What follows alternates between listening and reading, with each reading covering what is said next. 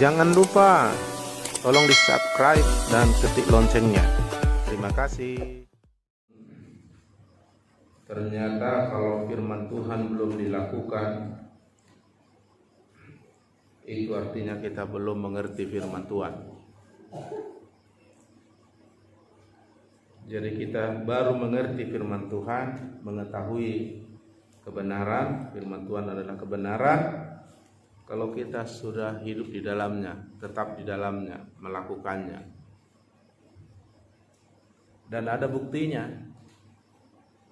kalau kita sudah melakukannya, ada yang terjadi akibat firman yang kita lakukan. Ada akibatnya seperti tabur dan tuai.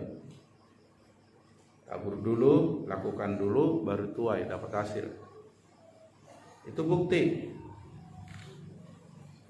Itu buah dari kita tetap dalam firman, hidup dalam firman.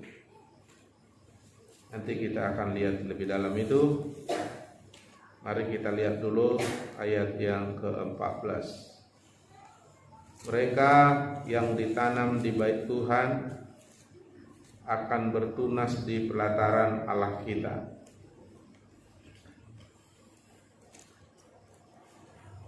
Mereka di sini maksudnya ayat 13. Orang benar. Jadi kalau orang benar, yaitu orang-orang yang sudah ditebus Tuhan, itu orang benar karena sudah diampuni, dibenarkan, disucikan oleh darah Yesus sehingga menjadi benar, tidak orang berdosa bersalah lagi karena Yesus sudah menebusnya, membayarnya. Kita menjadi orang suci, kudus, dan dibenarkan, tidak dipersalahkan lagi. Nah, orang ini harus ditanam di bait Tuhan. Orang-orang yang mengikut Tuhan, yang percaya Tuhan, sudah ditebus Tuhan, harus ditanam di bait Tuhan. Bait Tuhan itu berbicara di mana Tuhan hadir, tempatnya Tuhan tinggal beraktivitas, rumah Tuhan, gereja Tuhan, tempat Tuhan bersekutu, seperti rumah kita, tempat keluarga ada hadir dan bersekutu dan ada di sana tinggal. Itu sebabnya dalam nyanyian anak sekolah minggu ada nyanyian dibilang anak burung di dalam sangkar, anak Tuhan dalam gereja.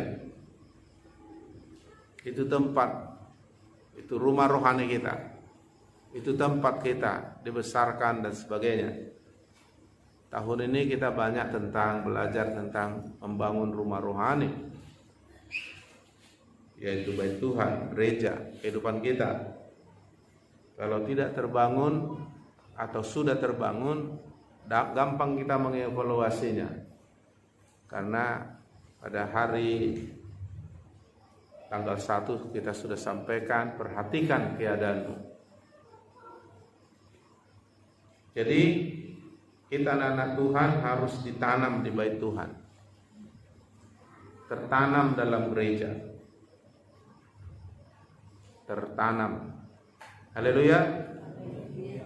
Anak Tuhan harus tertanam. Tertanam itu terlibat, terkonek, hidup di sana. Kita kalau nanam pisang maksudnya apa? Supaya pisang yang kita tanam tumbuh, akhirnya berbuah. Kalau nggak ditanam kan nggak berbuah. Kenapa? Karena dari tanah itulah dia mendapat kehidupan. Ya kan? Walaupun saudara siram-siram tapi nggak tanam, nggak bisa itu. Karena pohon pisang itu harus ditanam, barulah tindakan yang lain, dipupuk dan sebagainya, dirawat sebagainya. Bagaimana saudara padi atau padi saudara nggak tanam lalu saudara siram-siram gitu? Karena tempat yang pasti, yang wajar, yang benar bagi pohon, dia ditanam dalam tanah. Tanah itu tempat dia hidup, dirawat, dan tumbuh sampai berbuah. Jadi kalau kita ingin misalnya pohon pisang kita bibitnya mau kita harapkan nanti berbuah, ya ditanam. Jangan hanya dilihat-lihat begitu, dipajang-pajang, digantungkan di samping rumah. Demikian juga kalau kita ingin bertumbuh rohaninya, kehidupan imannya, berubah karakternya, itu artinya bertumbuh rohaninya. Kalau orang nggak berubah karakternya, itu nggak bertumbuh rohaninya. Sama dengan dunia ini jadinya, ya. Jadi harus ditanam. Ya. Bunga pun kalau kita ingin dia berbunga dan cantik, kita tanam.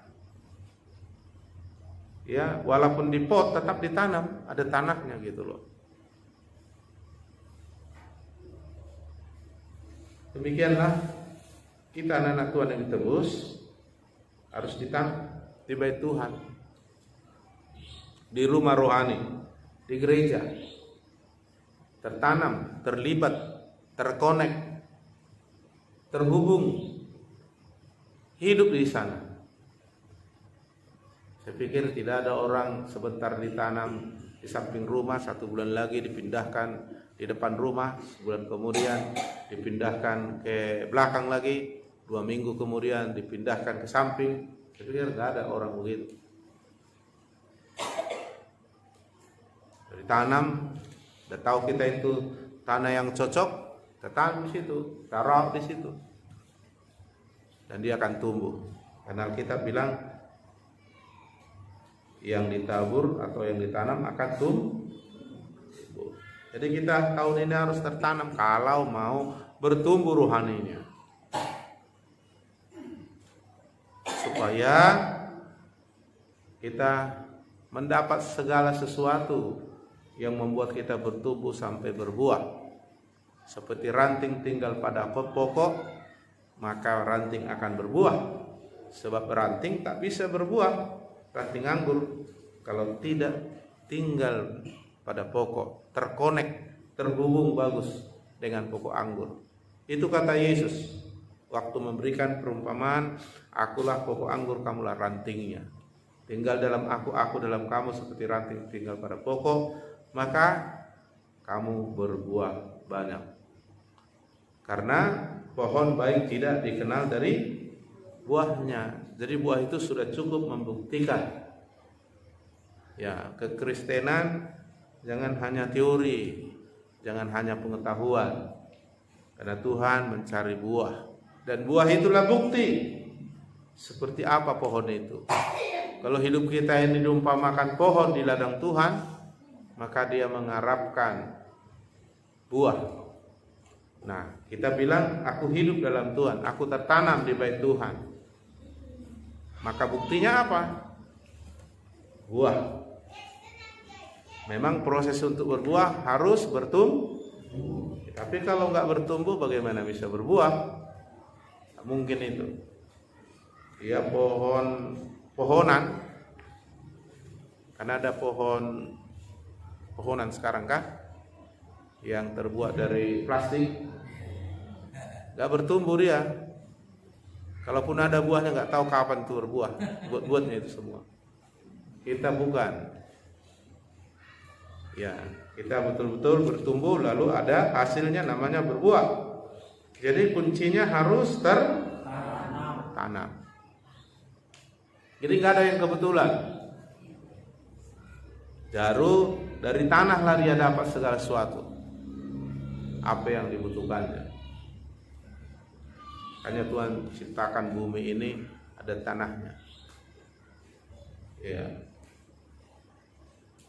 Mungkin kita menanam di lautan kan?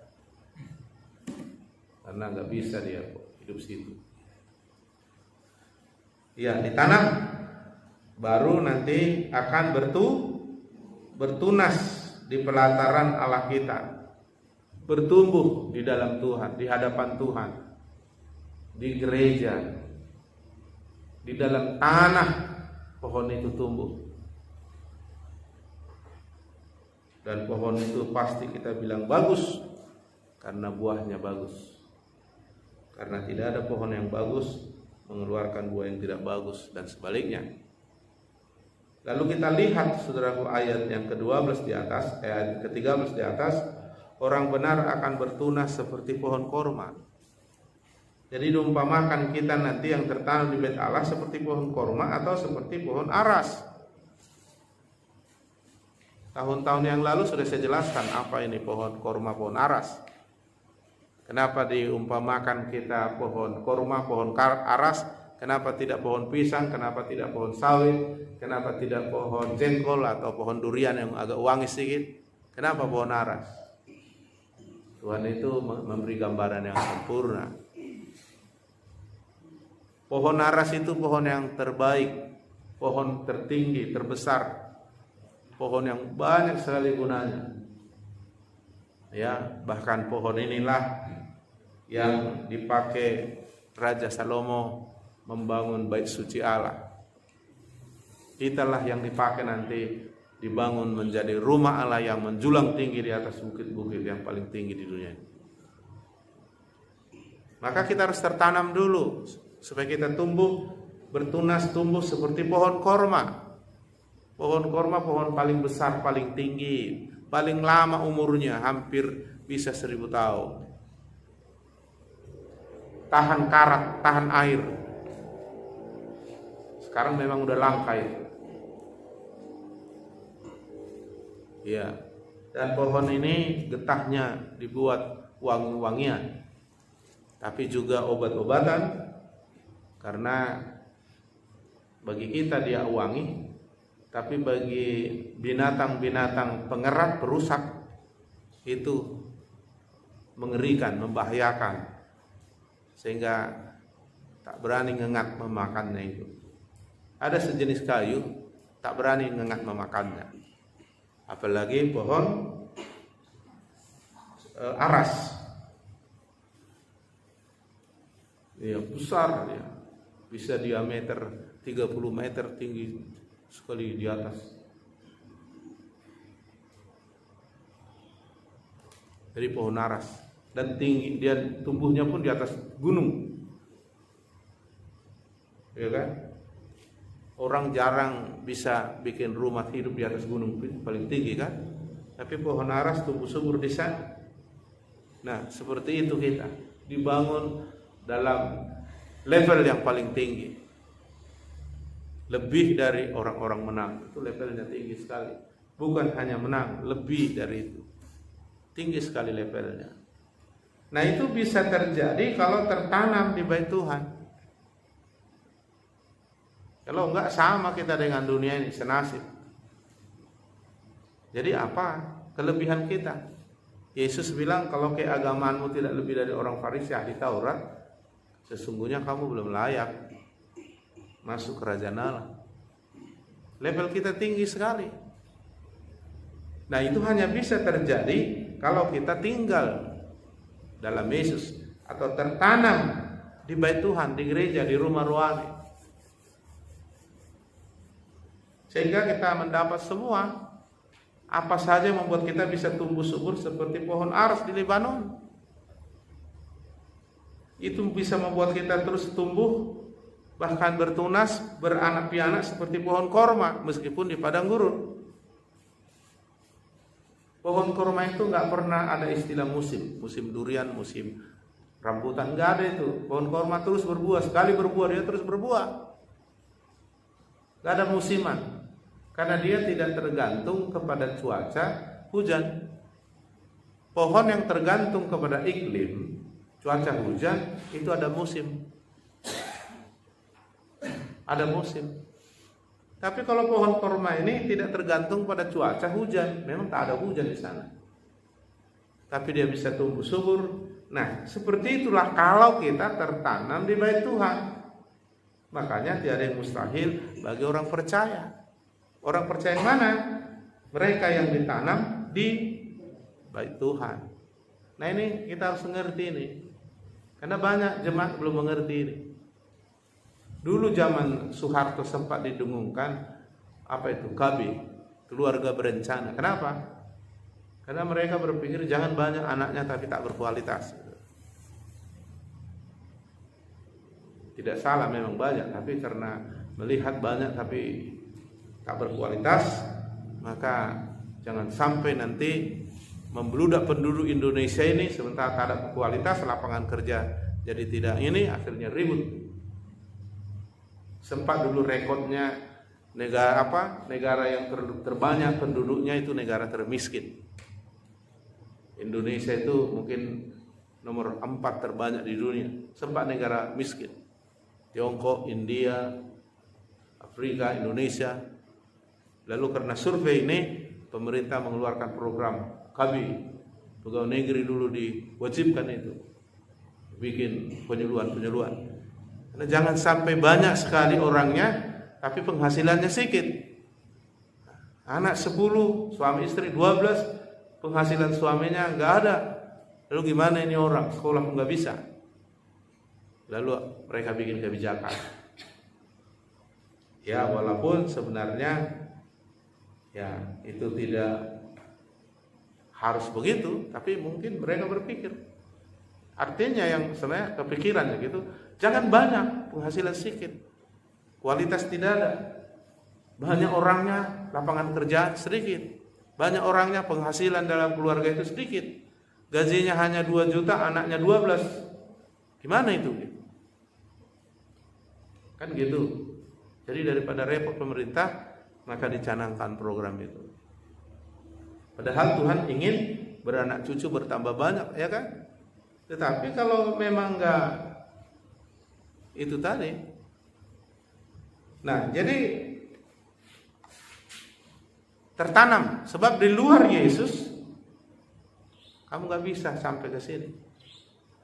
Di dalam Yesus yang lama berlalu, yang baru sudah datang. Dalam Yesus kita cakap menanggung. Di dalam Yesus kita lebih dari orang-orang menang. Di dalam Yesus kita seperti ranting anggur berbuah banyak. Di luar Yesus kamu tidak bisa ini. Jadi harus berusaha, itulah maksudnya. Mari berusaha sungguh-sungguh mengenal Tuhan. Nah, di bait Tuhan dia hadir. Tertanamlah, terkoneklah, terhubunglah dengan rumah rohani, dengan keluarga rohani, dengan Bapa rohani, supaya terkonek langsung ke Tuhan. Karena Tuhan ada di gerejanya, kepala gerejanya, sumber kehidupan dalam gerejanya. Makanya Yesus bilang kepala gereja. Maksudnya kepala itu sumber. Di samping dia pemimpin, berotoritas, tapi dia sumber. Tanah menjadi sumber bagi pohon tumbuh. Maka Tuhan ada di gereja. Di gereja menjadi tempat kita bertumbuh. Haleluya. Makanya ditanam, terlibat, terkonek, terhubung. Dapatkan dari situ semua apa yang membuat engkau bertumbuh seperti pohon aras, seperti pohon korma. Sehingga hidup kita nggak ditentukan oleh situasi kondisi lagi. Ya, kita tidak ada di tempat yang rendah di lembah. Bahkan di gunung tinggi pun seperti pohon aras kita bisa tegak kuat dan tumbuh subur. Seperti itulah orang ditanam di bait Tuhan, bertunas, bertumbuh, buahnya nampak. Ya, sampai digambarkan ayat 15 sampai 16. Pada masa tua pun masih berbuah. Masa tua itu masa menuai apa yang sudah ditabur masa muda.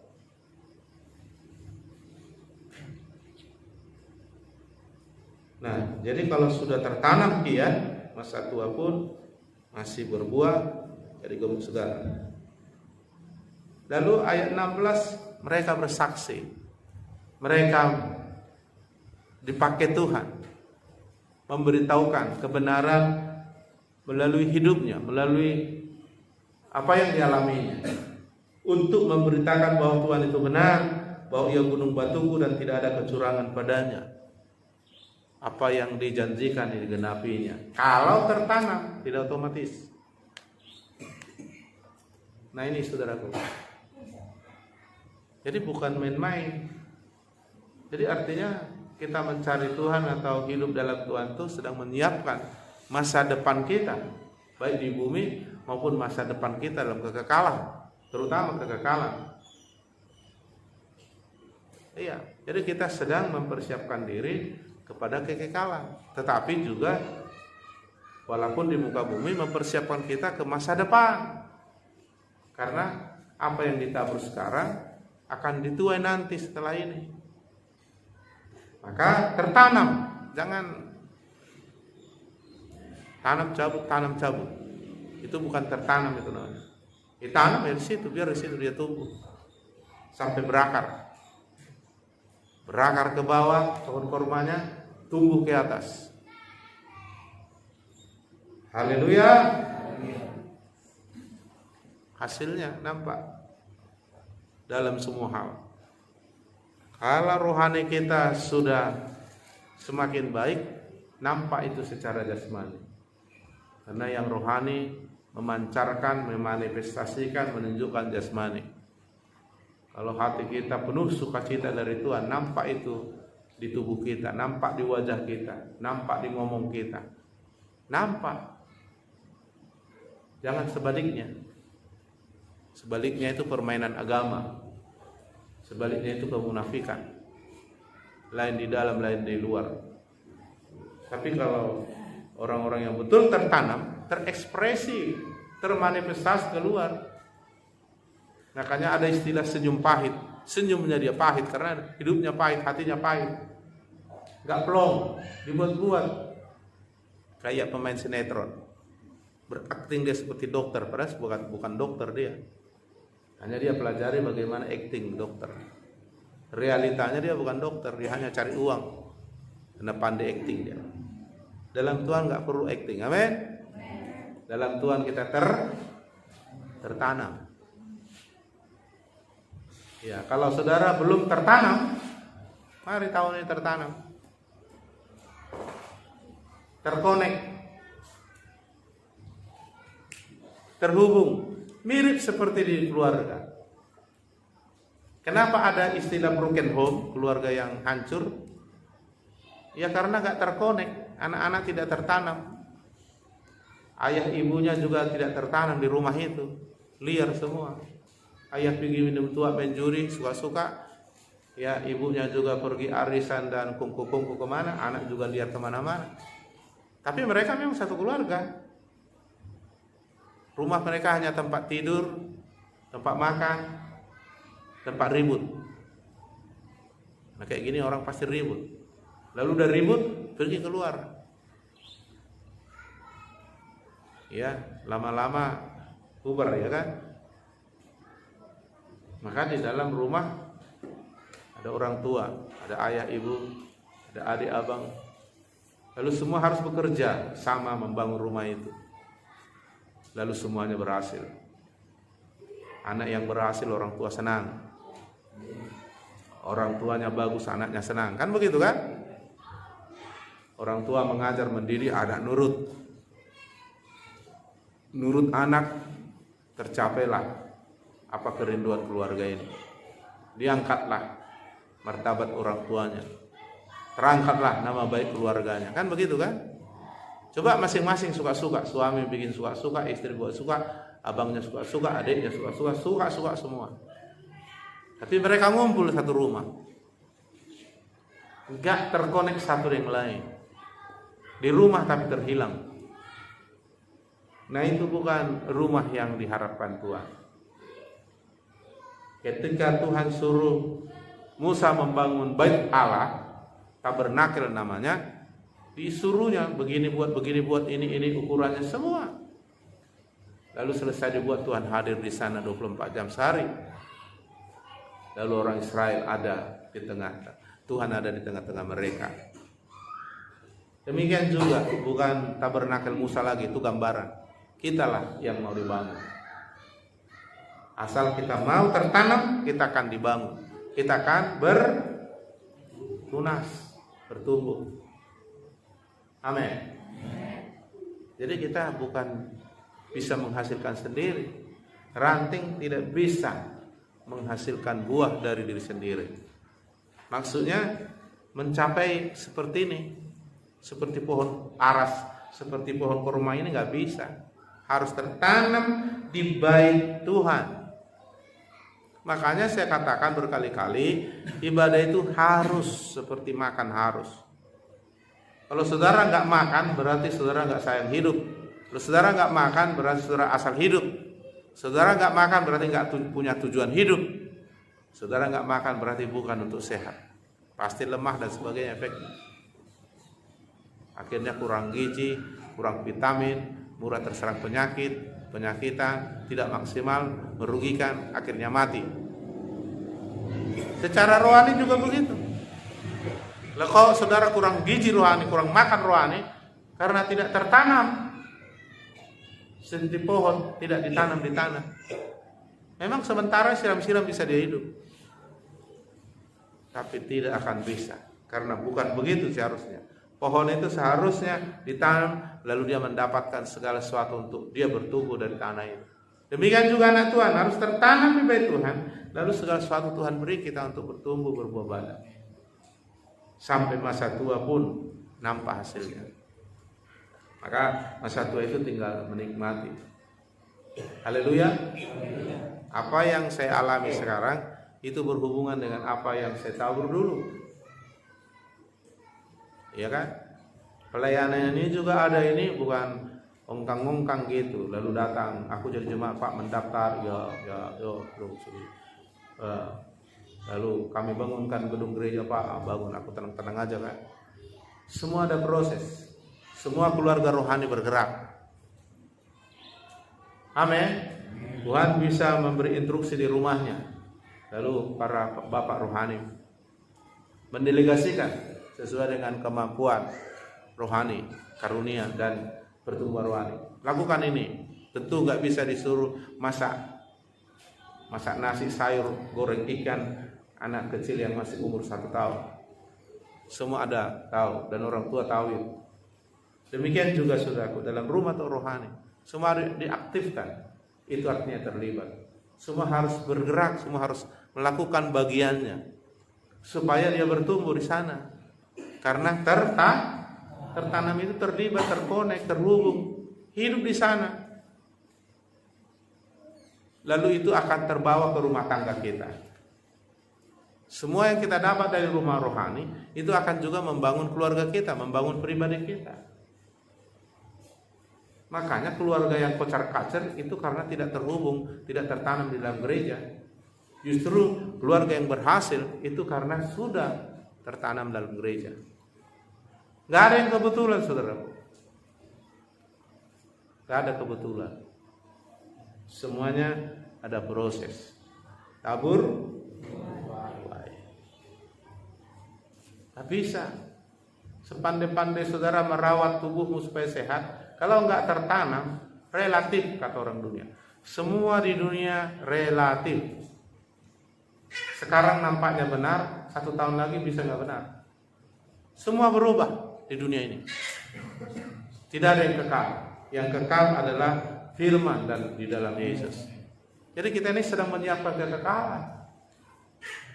Ketika yang sementara hilang dalam diri kita, yang kekal itu tetap ada.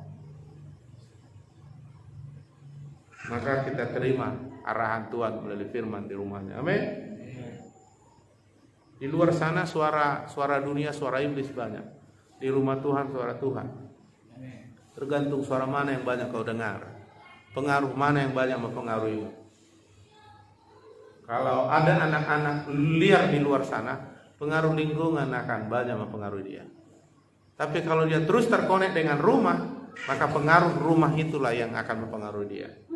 Makanya pemerintah bilang benteng yang paling kuat untuk mengantisipasi anak kita tidak terpengaruh dengan lingkungan yang jelek adalah rumah tangga katanya. Apalagi kalau kita bahasa rohani kan, bahwa gereja, rumah rohani lah benteng yang paling kuat. Karena ada Tuhan di sana. Haleluya. Jadi kalau kita sudah bangun rumah rohani, itu akan terbawa itu dalam rumah jasmani kita. Ya, coba perhatikan dulu suami-suami yang tidak terkonek, terbangun, tertanam di bait Tuhan. Dia dulu kayak mana lah kayak gayanya. Saya terus berseru-seru ini untuk bapak-bapak ya. Padahal saya sudah bilang, bapak-bapak itu kepala sumber. Tapi nggak ada terkonek, saudaraku. Dipikirnya yang penting datang sekali gereja, nggak bikin rusuh kita. Iya bagus itu, tapi nggak sampai ke situ. Jadi di dalam rumah Tuhan kita baru tahu ada tujuan hidup, dan tujuan hidup itu luar biasa. Amin. Jadi kita nggak asal hidup, betul-betul hidup, bahkan sampai hidup berkelimpahan. Makanya berdoa bagi pria-pria ini, ya kan? Berdoa, ya, supaya dianya terkonek dengan Tuhan melalui rumah Tuhan. Jadi dari Abraham ke Ishak ke Yakub terkonek itu semua ke Israel. Nah, diharapkan kepada gereja Tuhan sekarang. Jadi garisnya lurus itu. Tuhan ke bawah.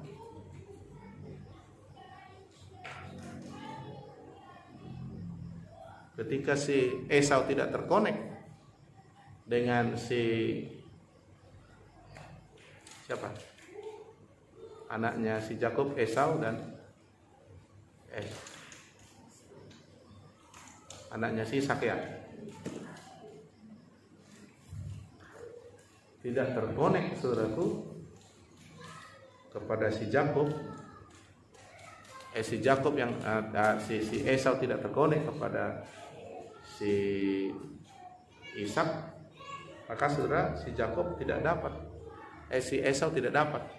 Hanya si Yakub yang terkonek, maka dia dapat. Maka dari si Yakub lah 12 anaknya jadi bangsa Israel. Setelah itu si Esau nggak nampak lagi kemana-mana itu ceritanya.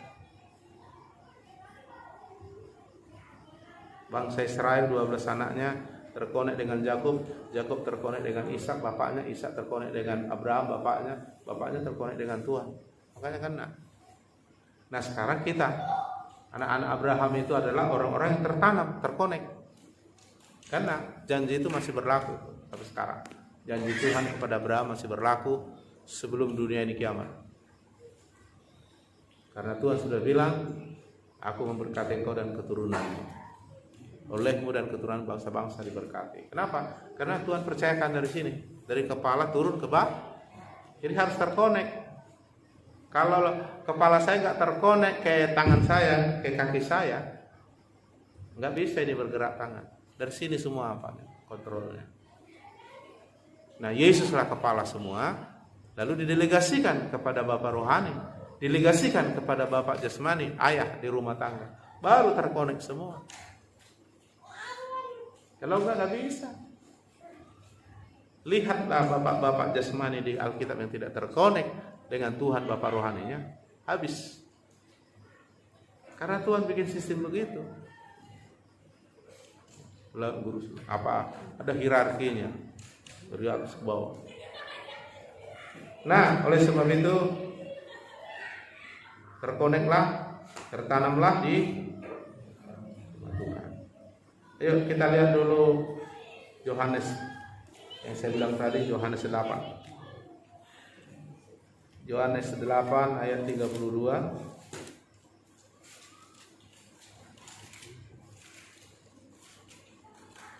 Haleluya. Saya bacakan begini mulai dari ayat 31 lah kurang saya.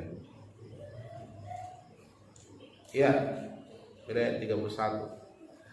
Maka katanya kepada orang-orang Yahudi yang percaya kepadanya, yang percaya pada Yesus, apa dibilangnya sama yang percaya? Jikalau kamu tetap dalam firman-Ku, kamu benar-benar adalah murid-Ku. Jikalau kamu tetap.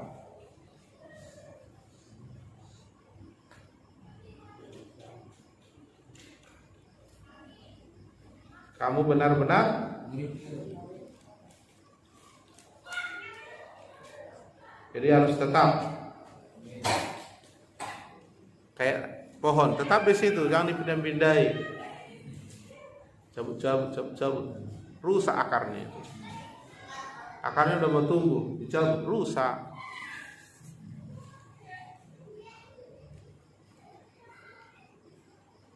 Jadi anak Tuhan yang kayak ginian suka cabut-cabut, terpindah sana, pindah sini, kan rusak kan.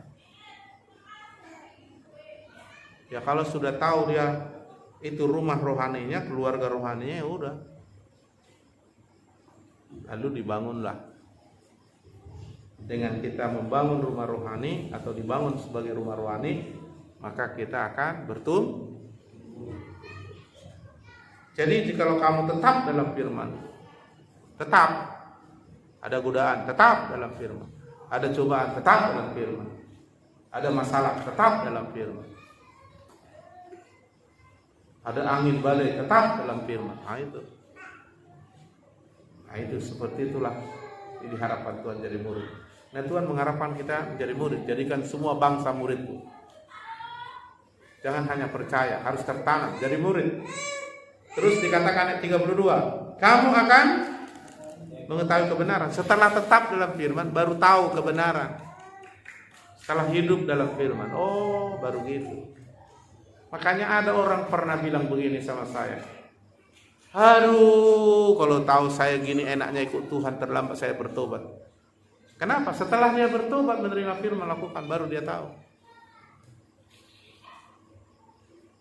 Perkataan itu sebenarnya dulu pun dia sudah bisa bilang, tapi belum tahu. Ya, kalau ikut Tuhan ini senang lah ini, bahagia lah ini ikut Tuhan ini. Tapi sebelum dia tetap dalam firman, hidup dalam kebenaran, dia belum tahu itu. Tapi setelah dia bertobat mengalami Yesus, oh terlambat bah, kenapa enggak sejak muda dulu saya tahu seperti ini, kan gitu kan? Kenapa? Karena dia sudah hidup dalam kebenaran ini, baru dia tahu. Baru ada bahasa, oh iya juga ya. Aduh, lalu itu mendorong dia untuk lebih lagi di dalam Tuhan. Dan kamu akan mengetahui kebenaran. Lalu apa? Kalau sudah tahu kebenaran, kebenaran itu akan jadi hasilnya. Kita tak bisa dibelenggu, tidak bisa dibatasi, tidak bisa dihambat, terus bertumbuh seperti pohon korma meskipun di padang gurun. Tak ada hujan, tak ada banyak hambatan, ada angin, ada badai, panas.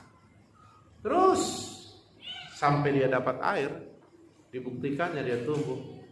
Bahkan di atas pohon korma itu sebelum tumbuh ke atas ada batu. Batu itu digulingkan atau dipecahkan dia. Padahal angin badai nggak bisa memecahkannya, dia pecahkan. Sehingga kalau dia sudah tumbuh ke atas, nggak bisa tercabut dia karena akarnya udah begitu dalam. Tak datang pun hujan, akarnya udah dapat matahari di dalam.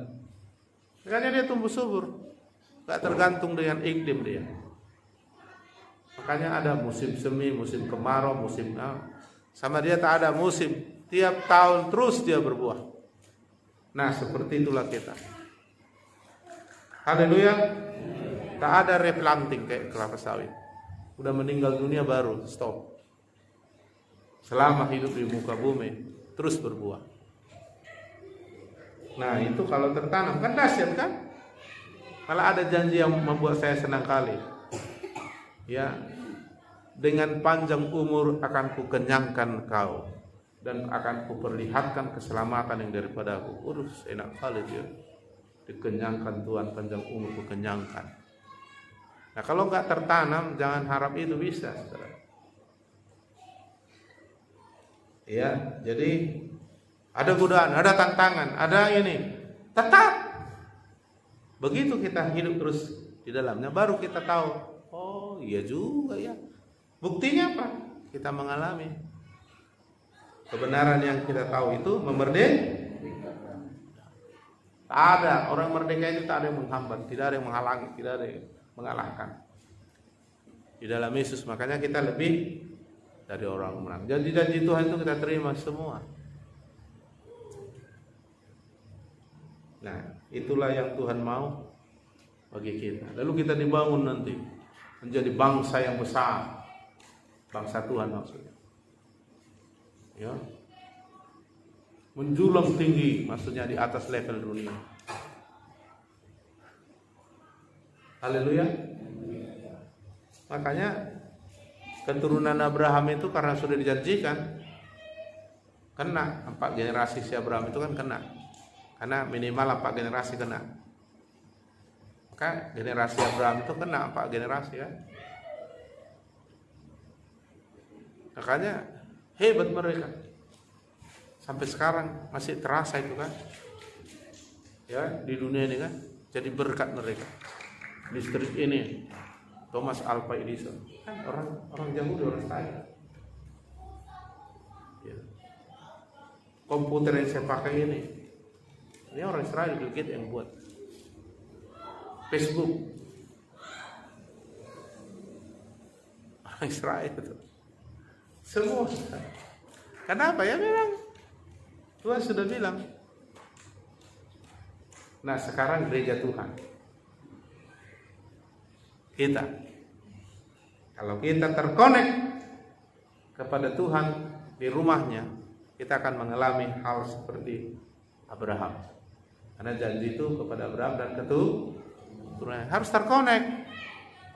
Nah caranya tertanam di rumah Tuhan. Makanya Abraham itu setelah lama dia dalam pencarian hidupnya, pernah dia merantau sampai dia bohong sama raja, dibilangnya istrinya itonya. Lalu saking cantiknya si Sarah, istrinya si Abraham, mau diambil raja istrinya. Karena takut si Abraham, kalau aku bilang nanti istriku ini demi mendapatkan ini dibunuhnya aku, jadi takut dia. Tapi Tuhan menghalangi si raja dengan mimpi yang mengerikan, sehingga kenapa kau bohongi aku? Ternyata itu istrimu. Akhirnya Tuhan ngomong sama Abraham, balik ke tanah yang kau janjikan. Begitu dia sampai di tanah yang dijanjikan Tuhan, langsung dia bangun mesbah. Dia bersekutu dengan Tuhan. Dia terkonek. Lalu terus dia tertanam, tetap dalam firman. Sampai terakhir Ishak harus dikorbankan, tetap dalam firman. Udah langsung jadi. Jadi jangan menggil-unggil. Sekarang banyak kali orang menggil-unggil kuliah. Ya, baru-baru ini aku mendaftar jadi calon ketua BPU di Siantar. Yang dulunya janji manis sama aku, Pak kita dukung, kita sama, mengkhianat semua. Jadi bukan soal pendeta atau tidak pendeta, soal melakukan atau tidak. Haleluya. Iya. Jadi jangan pala tanya, tapi Pak dia sudah lama di gereja, kalau tidak tertanam sama dengan itu, belum tahu itu firman. Tapi udah bisanya Pak dia bilang khotbah. Statusnya pun kalau gue baca rohani semua, bukan itu. Kalau di status Facebook semua orang kan bagus komennya kan. Kita harus senantiasa berdoa, padahal belum tentu dia berdoa terus. Ya kan? Kadang-kadang rekayasa kan di Facebook yang cantikan dia, aslinya yang jelekan dia kan. Dunia maya lah namanya, bukan dunia nyata. Jadi jangan suka hidup di dunia maya, dunia nyata yang penting. Amin. Tapi tidak salah dengan itu. Maksudku maunya itu ekspresimu aja kan, jangan kau buat kan. Iya. Kalau di Facebook menasehati orang, mantap kali. Kita harus setia beribadah. Padahal dia pun ditanya sama gembala, setianya itu mana? Nah, jadi itu main sinetron dia. Cuma nggak laku di dunia perfilman kan? Haleluya.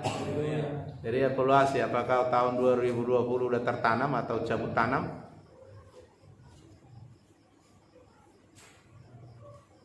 Kalau disemai dan dicabut dan ditanam untuk terus mau berbuah bolehlah. Ini kalau cabut tanam sebentar. Kalau enggak trade dulu. Misalnya kau mau tanam apa? Bunga. Tanam, terus kau cabut lagi itu ya. Kau tanam lagi. Cabut lagi. Yakin aku di samping kau capek mesti mati tuh. Orang Kristen kan banyak gitu kan, pindah. Gak tahu apa maksudnya pindah. Bukannya mau tertanam. Karena di sini nggak cocok sama aku, cocok sama dianya. Dia nggak mencari kehendak Tuhan di sana, cocok sama aku. Pindah sana. Di sana pendetanya itu nggak cocok. Sana anak-anak Tuhannya nggak cocok. Pokoknya cari yang cocok sampai kiamat, ada yang cocok sama nanti. Tapi kalau kau sudah cocok dengan Tuhan, udah bagus ya. Amin. Mau tertanam? Ibadah-ibadah kita itu merupakan kegiatan aktivitas di rumah Tuhan. Tanam di sana. Ada Tuhan hadir di tengah-tengah kita. Amin.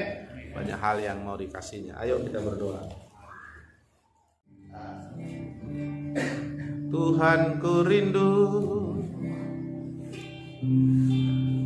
mengatakan padamu, Kaulah segalanya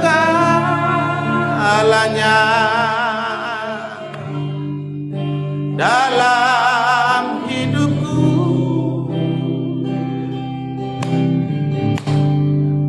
Mengenal isi hatimu, aku pun bersyukur.